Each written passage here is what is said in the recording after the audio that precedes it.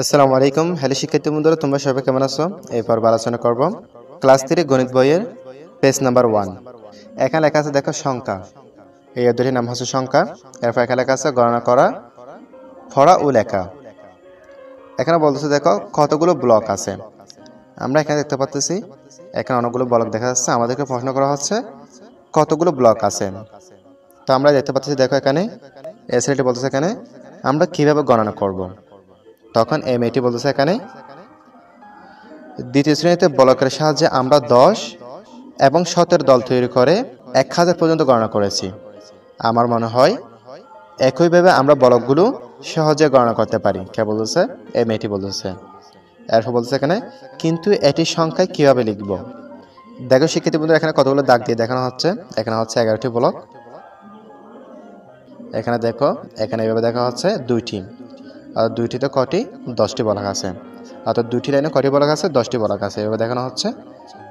এরপর দেখো এই যে এখানে একটি ব্লক, কয়টি? একটি।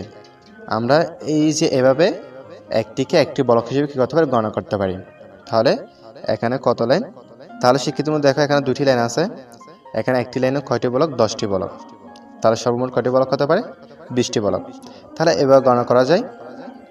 এরপর দেখো এখানে দেখা যাচ্ছে 100 100 100 এভাবে দেখা যাচ্ছে। দেখো 11টি কত আছে? 100 আছে। এরপর এখানে আছে কি? শতক। 11টা কি? শতক। 2 এটা হচ্ছে দশক এবং 1 এটা হচ্ছে একক। এগুলো এখানে উপরে লেখা আছে দেখো।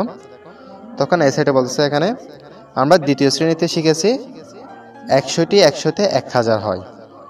তাহলে এটি হলো 1121। আমরা লিখি 1121। অর্থাৎ এ ব্লকের সংখ্যাটা হবে কত?